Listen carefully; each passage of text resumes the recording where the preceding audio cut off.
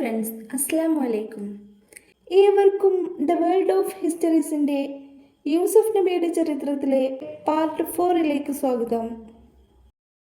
ഇതിനു മുമ്പേയുള്ള പാർട്ടുകൾ ചാനലിൽ കിടക്കുന്നുണ്ട്.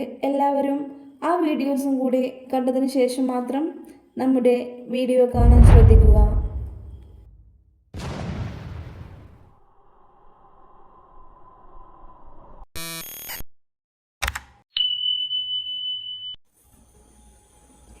കൗതുകത്തോടെയാണ് അവർ യൂസുഫ് അലൈഹി ഇസ്ലാമിൻ്റെ സംസാരം ശ്രവിച്ചത്. അവരിൽ മനം മാറ്റമുണ്ടായി. ഏകനായ റബ്ബിൽ അവർ വിശ്വാസം അർപ്പിച്ചു. ഭൗതിക ലോകം നശ്വരമാണെന്നും ഇവിടെയുള്ള ശിക്ഷാരക്ഷകളൊന്നും മുഖവിലക്കെടുക്കേണ്ടതില്ലെന്നും അവർ ഉറച്ചു വിശ്വസിച്ചു. ഇനി ഞാൻ നിങ്ങളുടെ സ്വപ്നങ്ങൾ വ്യാഖ്യാനിച്ചു തരാം. അതറിയാൻ നിങ്ങൾ ആഗ്രഹിക്കുന്നുണ്ടല്ലോ? അതെ, ആഗ്രഹമുണ്ട്. അവർ ധൃതിപ്പെടുകയായിരുന്നു. നിങ്ങളിൽ ഒരാൾ വധിക്കപ്പെടും. ജഡം തെരുവിൽ ഉപേക്ഷിക്കപ്പെടുകയാണ് ചെയ്യുക. അത് പറവകളും മറ്റും ഭക്ഷിച്ചു തീർക്കും. അതാരാണെന്ന് അറിയാമല്ലോ? സർഹമാണത്. വ്യാഖ്യാനം കേട്ട സർഹം ശാന്തനായിരുന്നു. ജനിച്ചാൽ ഏതായാലും മരിക്കണമല്ലോ. മരണത്തോടെ ജീവിതം അവസാനിക്കുന്നില്ല, മറ്റൊരു ജീവിതത്തിന് തുടക്കം കുറിക്കുകയാണ്. അങ്ങനെ അദ്ദേഹം വിശ്വസിച്ചിരുന്നു. ആ വിശ്വാസമാണ് ശാന്തത നൽകിയത്. ബർഹം, താങ്കൾ കുറ്റവിമുക്തനാകും. മാത്രമല്ല, നിങ്ങളുടെ പഴയ തൊഴിൽ തന്നെ ലഭിക്കുകയും ചെയ്യും. യൂസുഫ് അലൈഹിസ്സലാം വിശദീകരിച്ചു. രണ്ടു യുവാക്കളും അവരുടെ ഊഴം കാത്തിരുന്നു. വർഷങ്ങളായി ഈ തടവറയിൽ കഴിയുകയാണ്. പലർക്കും മോചനം ലഭിക്കുന്നുണ്ട്, ചിലർ തടവറയിലേക്ക് എത്തുന്നുമുണ്ട്. ബർഹം, ഞാൻ താങ്കളെ ഒരു കാര്യം ചുമതലപ്പെടുത്തുകയാണ്. അക്കാര്യം താങ്കൾ നിറവേറ്റണം, യൂസുഫ് അലൈഹി ഇസ്ലാം പറഞ്ഞു.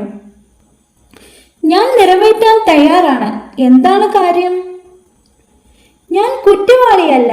അക്കാര്യം രാജാവിനും മന്ത്രിമാർക്കും എല്ലാം അറിയാം. ദുർവൃത്തിയേക്കാൾ ഉത്തമം ജയിലാണെന്ന് മനസ്സിലാക്കി ഞാൻ ഇരന്നു വാങ്ങിയതാണ് ഈ ശിക്ഷ. പക്ഷേ ഇത് ഇത്ര ദീർഘിക്കുമെന്ന് അറിഞ്ഞിരുന്നില്ല. എനിക്ക് പുറത്തിറങ്ങണം. ജനങ്ങളെ വഴി നടത്തേണ്ടതുണ്ട്. അതുകൊണ്ട് താങ്കൾ എന്റെ കാര്യം രാജാവിന്റെ ശ്രദ്ധയിൽപ്പെടുത്തണം. അദ്ദേഹം അത് സമ്മതിച്ചു.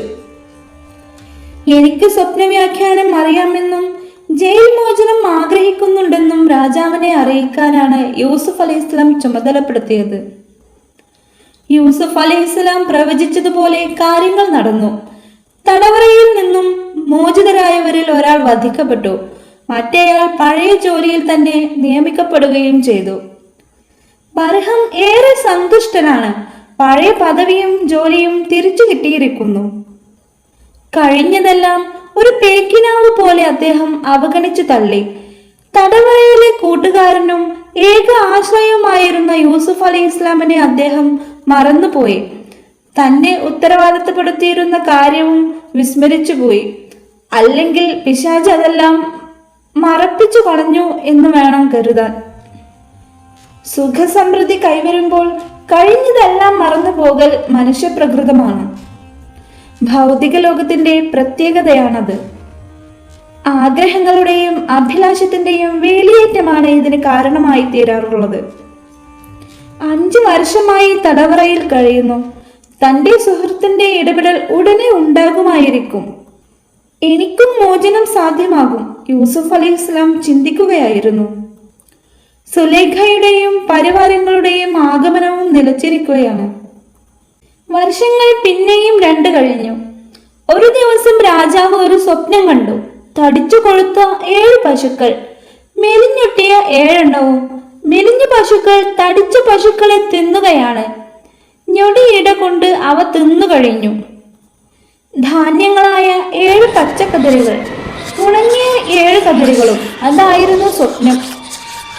രാജാവ് ഞെട്ടിയുണർന്നു. സമയം പാതിരാത്രി ആയിട്ടുണ്ട്. പുലരാൻ ഇനിയും സമയമേറെയുണ്ട്. ആകെ ഒരു അസ്വസ്ഥത. പിന്നെ ഉറക്കം വരുന്നില്ല. സൗകര്യങ്ങൾ ഏറെയുണ്ടെങ്കിലും മനസ്സ് വേപത പൂണ്ടാൽ എല്ലാ സുഖവും സസ്തിയാണ്. സ്വപ്നവ്യാഖ്യാനം വശമുള്ളവരെല്ലാം കൊട്ടാരത്തിൽ ഹാജരാവണം. രാജാവ് വിളംബരം ചെയ്തു. സേവകർ അന്വേഷണമായി. അങ്ങനെ പലരും രാജകൊട്ടാരത്തിലെത്തി. പണ്ഡിതന്മാർ അണിനിരുന്ന വിദ്വൽ സദസ്. പ്രൗഢഗംഭീരമായിരുന്നു അത്. രാജാവ് തന്റെ സ്വപ്നവിവരം സദസ്സിൽ അവതരിപ്പിച്ചു. പണ്ഡിതന്മാർ ചിന്താകുലരായി. അവർ പരസ്പരം മുഖാമുഖം നോക്കുകയാണ്. ആരും ഒന്നും ഉരിയാടുന്നില്ല. പ്രതീക്ഷാ നിർഭരരായിരുന്നു രാജാവും പരിവാരങ്ങളും. സദസ്സ് തികഞ്ഞ മൗനത്തിലാണ്. എന്താണ് വ്യാഖ്യാനം? രാജാവ് ചോദിച്ചു. പ്രഭോ, ഇതൊരു പേക്കിനാവാണ്, വ്യാഖ്യാനിക്കാൻ പറ്റുന്നതല്ല, അവർ പറഞ്ഞു. രാജാവിന്റെ മുഖം വിവർണമായി. കോപവും നിരാശയും മുഖത്ത് നിഴലിക്കാൻ തുടങ്ങി. ഹേയ്, ഇത് പേക്കിനാവൊന്നുമല്ല, ഇതിൽ എന്തോ സൂചനയുണ്ട്. നാം അറിഞ്ഞിരിക്കേണ്ട സൂചന. നമുക്കത് അറിയണം, അറിഞ്ഞേ മതിയാകൂ. ഗൗരവത്തിലായിരുന്നു സംസാരം. ഒരാൾ തല കുനിച്ച് സദസ്സിലേക്ക് വരുന്നു. ആദരവ് പ്രകടിപ്പിക്കുകയാണ് അദ്ദേഹം. വീഞ്ഞുകാരൻ ബർഹം. ഇവനെന്താ ഇവിടെ കാര്യം? ചിലർ അങ്ങനെ ചിന്തിക്കാൻ തുടങ്ങി. മഹാരാജാവേ, ഒരു കാര്യം ബോധിപ്പിക്കാനുണ്ട്, വിനയത്തോടെ അവൻ പറഞ്ഞു. എന്താ കാര്യം, പറയൂ. രാജാവ് ഉത്തരവിട്ടു. സ്വപ്നവ്യാഖ്യാനം അറിയുന്ന ഒരാൾ ജയിലിലുണ്ട്. യൂസുഫ് എന്നാണ് അദ്ദേഹത്തിന്റെ പേര്. ഞാൻ അദ്ദേഹത്തിന്റെ കാര്യം മറന്നുപോയതായിരുന്നു.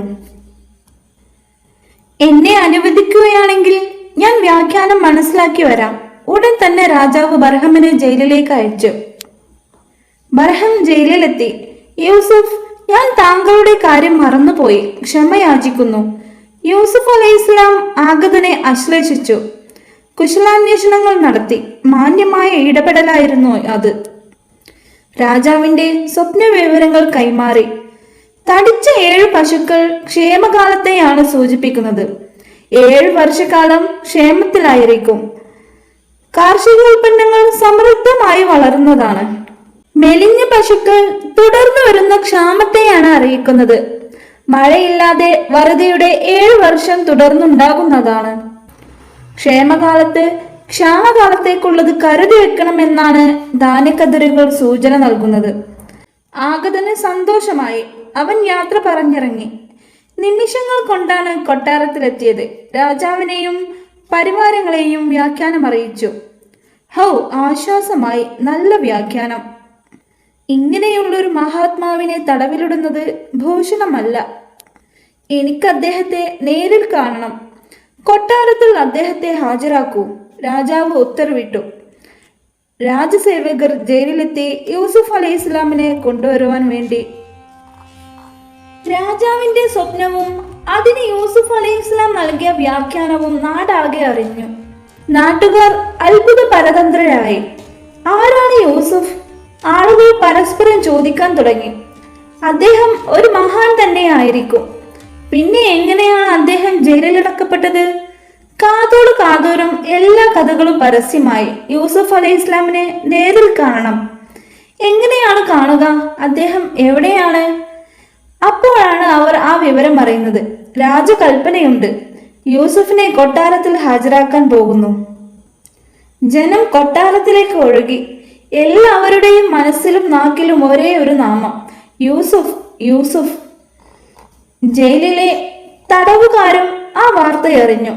നമ്മുടെ പ്രിയപ്പെട്ട കൂട്ടുകാരൻ, നമുക്ക് അറിവ് പകർന്നു തന്ന ഗുരുനാഥൻ, മനസ്സുകളെ സംരക്ഷിച്ച മഹാത്മാവ്, അതെ, യൂസുഫ് ജയിൽ മോചിതനാവുകയാണ്. കാരാഗ്രഹത്തോട് വിട വാങ്ങുകയാണ്. നിറകണ്ണുകളോടെ അവർ ഒരുമിച്ച് കൂടി. രാജാവിന്റെ ആജ്ഞയുമായി ദൂതർ ജയിലിലെത്തി. ആവശ്യം അറിയിച്ചു. ഇല്ല, തൽക്കാലം ജയിലിൽ നിന്നിറങ്ങാൻ ഞാൻ സന്നദ്ധനല്ല.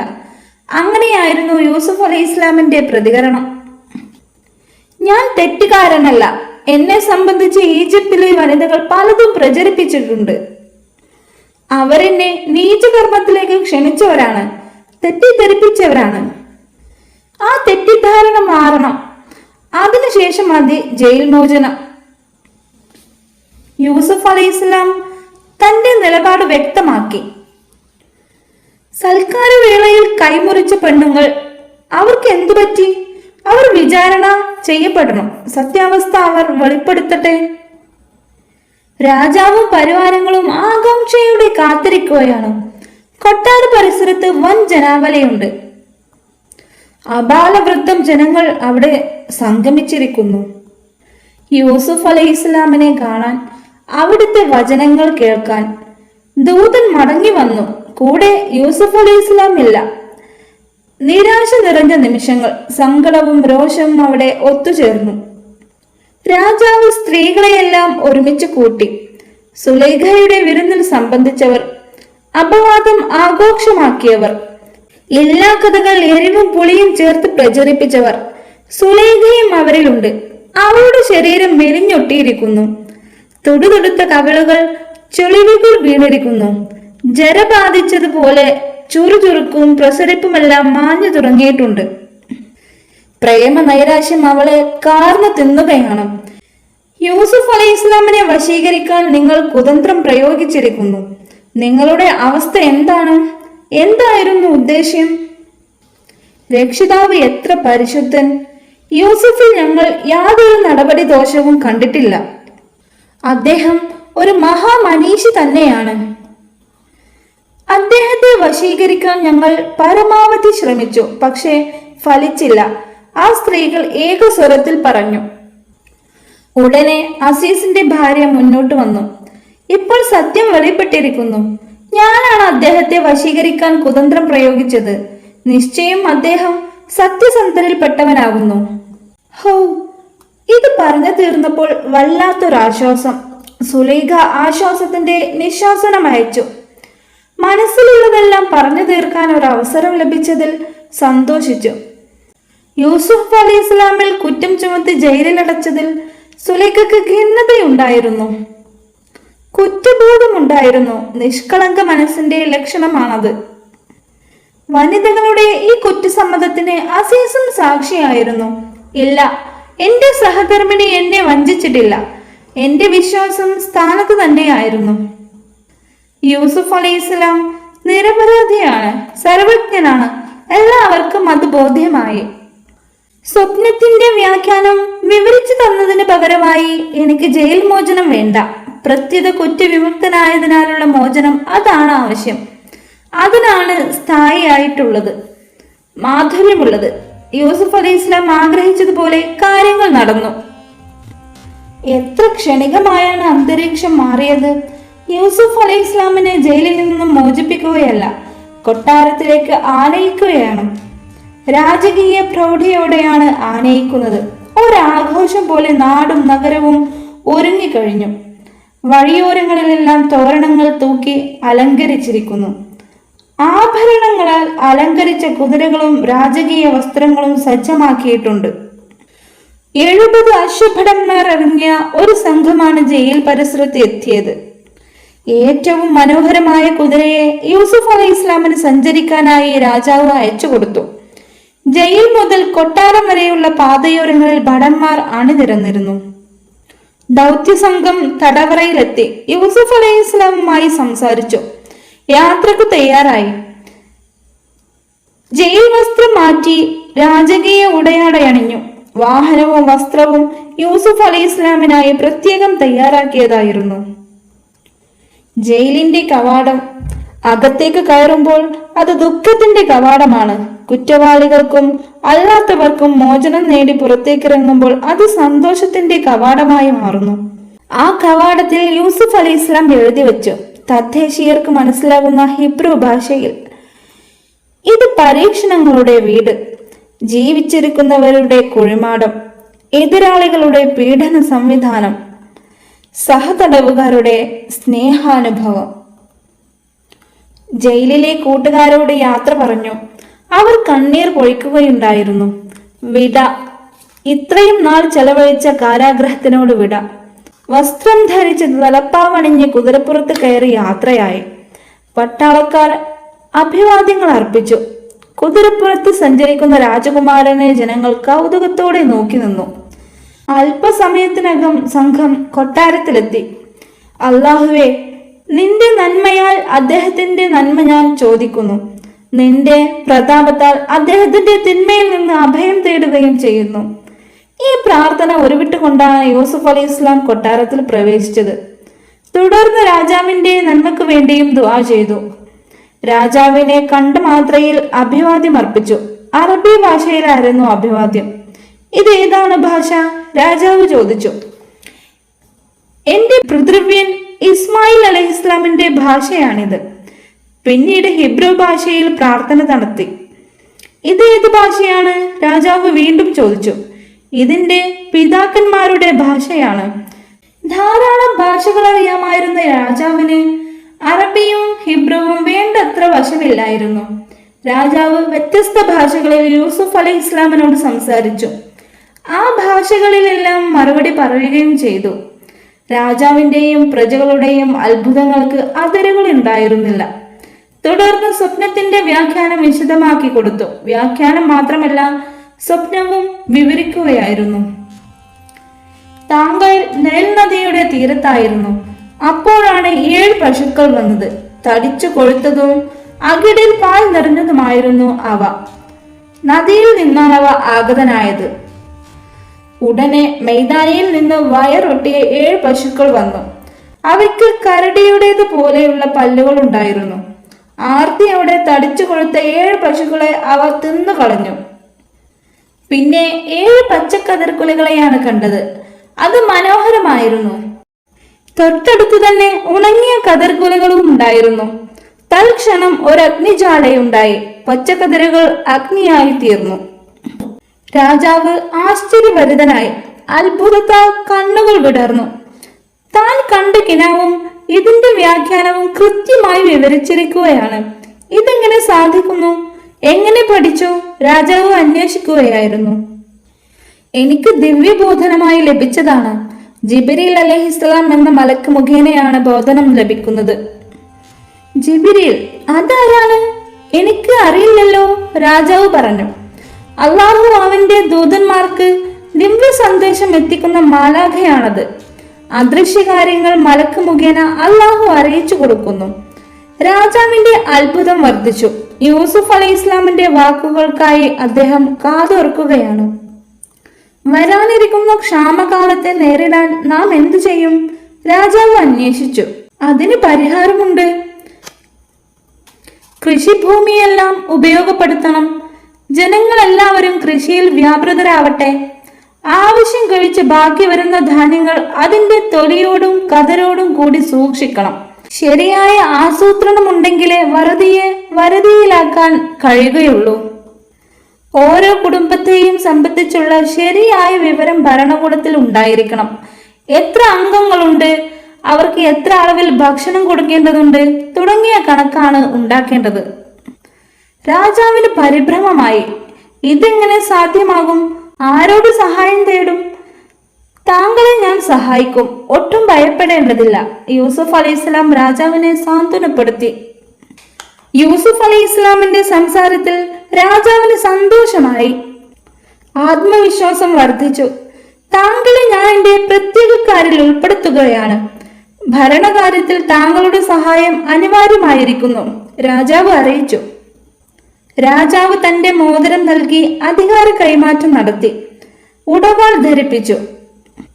സ്വർണത്താലുള്ള ഒരു സിംഹാസനം നിർമ്മിച്ചു. മുത്തും പവിഴവും പതിച്ച് മനോഹരമാക്കിയിരുന്നു ആ സിംഹാസനം. ജനങ്ങൾ ആദരപൂർവ്വം യൂസുഫ് അലൈഹി ഇസ്ലാമിനെ വണങ്ങി. പുതിയ ഭരണാധിപന്റെ സ്ഥാനാരോഹണത്തിന് ആയിരങ്ങൾ സാക്ഷികളായി. അക്കാലത്തെ ഭരണത്തിന്റെ സുപ്രധാന വിഭാഗമായ ഭക്ഷ്യവകുപ്പിനെ യൂസുഫ് അലൈഹി ഇസ്ലാമിന്റെ അധികാരത്തിലായി. ജനങ്ങൾ സന്തുഷ്ടരായി തീർന്നു. ഭരണാധികാരിയിൽ വിശ്വാസവും സ്നേഹവും ഉണ്ടാകുമ്പോൾ ഭരണീയർ അനുസരണമുള്ളവരും കർമ്മോത്സുകരുമായി തീരുന്നു. കൃഷിയിൽ മുഴുകാനാണ് ഭരണാധികാരി ജനങ്ങളെ ഉപദേശിച്ചത്. ഉപദേശം എല്ലാവരും സ്വീകരിച്ചു. വിനോദവും വിശ്രമവും എല്ലാം മാറ്റിവെച്ച് ജനങ്ങൾ കൃഷി ചെയ്യാൻ തുടങ്ങി. പച്ചപ്പരവതാനി വിരിച്ചതുപോലെ എല്ലാ സ്ഥലങ്ങളും കൃഷിയിടങ്ങളായി. സമൃദ്ധിയായി വളരുന്ന ഭക്ഷ്യോൽപ്പന്നങ്ങൾ, കാർഷിക വിഭവങ്ങൾ സുലഭമായി. ധാന്യങ്ങൾ സൂക്ഷിക്കാനുള്ള ഗോഡൌണുകൾ ഉയർന്നു തുടങ്ങി. ഓരോ വിളവെടുപ്പിലും ബാക്കി വരുന്ന ധാന്യങ്ങൾ സൂക്ഷിക്കുകയാണ്. കേടാവാതിരിക്കാനുള്ള ശാസ്ത്രീയ രൂപത്തിലാണ് ഗോഡൌണുകളിൽ സൂക്ഷിക്കപ്പെടുന്നത്. തൊഴിലിന്റെ മഹത്വം, കൃഷിയിലൂടെയുള്ള സമ്പാദ്യം, നാളേക്ക് വേണ്ടി കരുതി വെക്കാനുള്ള ബോധം, അനുസരണശീലം, തുടങ്ങിയ സദ്ഗുണങ്ങളെല്ലാം പുതിയ ഭരണാധികാരിയിൽ നിന്നും ജനങ്ങൾ സ്വായത്തമാക്കി. യൂസഫ് അലൈഹിസ്സലാം എന്ന പുതിയ ഭരണാധിപൻ കൊട്ടാര കൊത്തകങ്ങളിൽ ഉപവിഷ്ടനായി ഉത്തരവുകൾ പുറപ്പെടുവിക്കുന്ന പ്രകൃതക്കാരനായിരുന്നില്ല. രാജകീയ പ്രൗഢിയിൽ പരിവാരങ്ങളോടൊപ്പം ഊരു ചുറ്റുന്ന സ്വഭാവക്കാരനുമായിരുന്നില്ല. ഒരേ സമയം അദ്ദേഹം രാജാവും പ്രജയുമായിരുന്നു.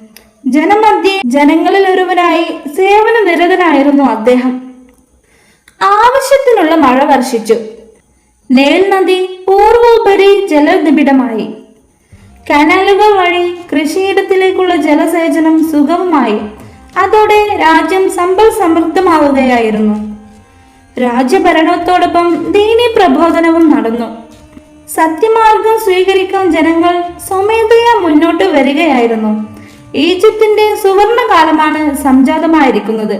അനുസരണാശീലമില്ലാത്തവരും അക്രമികളും അഴിമതിക്കാരും ഭരണമാറ്റത്തിൽ ചകിതരായി. അവരുടെ ദുസ്വഭാവങ്ങൾ അവർ തീർത്തേണ്ടി വന്നു. കാലചക്രം കറങ്ങുകയാണ്. ഋതുക്കൾ മാറി മാറി വന്നു. കുട്ടികൾ യുവാക്കളായി, യുവാക്കൾ വൃദ്ധന്മാരായി. ആ ഇടയ്ക്കാണ് അസീസ് രോഗിയാവുന്നത്. സുലൈഖയുടെ പ്രിയതമൻ ഈജിപ്തിന്റെ ഗവർണർ രോഗം മൂർച്ഛിച്ചു. ചികിത്സകളൊന്നും ഫലപ്പെട്ടില്ല. താമസം വിന അദ്ദേഹം മരണപ്പെട്ടു. സുലൈഖ വിധവയായി, ഒറ്റപ്പെടുകയും ചെയ്തു. മക്കളില്ലാത്ത വ്യഥ അവർ ശരിക്കും അനുഭവിച്ചു. അമ്പരചുംബിയായ കൊട്ടാരത്തിൽ ദുഃഖം തളം കെട്ടി നിന്നു. അസീസ് കൈകാര്യം ചെയ്തിരുന്ന വകുപ്പ് അത് ഏറ്റെടുക്കാൻ ആരും മുന്നോട്ട് വന്നില്ല. യൂസുഫ് നബിയിൽ തന്നെയാണ് അതും വന്നു ചേർന്നത്. സുലൈഖയെ അത് സന്തോഷവതിയാക്കി. ഇപ്പോഴും യൂസുഫിന് വേണ്ടിയാണ് സുലൈഖയുടെ ഹൃദയം തുടിച്ചുകൊണ്ടിരിക്കുന്നത്. വർഷങ്ങൾ കഴിഞ്ഞു. ക്ഷേമകാലം ഇനി അധികമില്ല. ജനങ്ങൾ ജാഗരൂകരാണ്. ലക്ഷ്യം മുന്നിൽ കണ്ടുകൊണ്ടുള്ള പ്രവൃത്തിയുമാണ്. ജനങ്ങളുടെ സ്ഥിതിഗതികൾ നേരിട്ടറിയണം. അവരുടെ പരാതികൾ കേൾക്കണം. അതിനുവേണ്ടി ഒരു പദ്ധതി രൂപവൽക്കരിച്ചു. ജനസമ്പർക്ക പരിപാടി. പരിവാരങ്ങൾ സഹിതമാണ് രാജാവ് യൂസുഫ് അലൈഹിസ്സലാം ഓരോ സ്ഥലത്തും തമ്പടിക്കുന്നത്. തദ്ദേശീയരെല്ലാം ഭരണാധിപനെ കണ്ട് ആവശ്യങ്ങൾ അറിയിക്കുന്നു. എല്ലാ പരാതികളും കേട്ട് അവയ്ക്കുള്ള പരിഹാരം കണ്ടതിനു ശേഷമാണ് അടുത്ത ക്യാമ്പിലേക്ക് നീങ്ങുക. നൂതനമായ ഈ കർമ്മ പദ്ധതി ജനങ്ങളിൽ വലിയ തോതിൽ സ്വാധീനം ചെലുത്തി. എതിരാളികളില്ലാത്ത ഭരണമായിരുന്നു അത്. എല്ലാവരും സന്തുഷ്ടരാണ്. രാജാവ് വെളിപ്പാടകളെയുണ്ട്.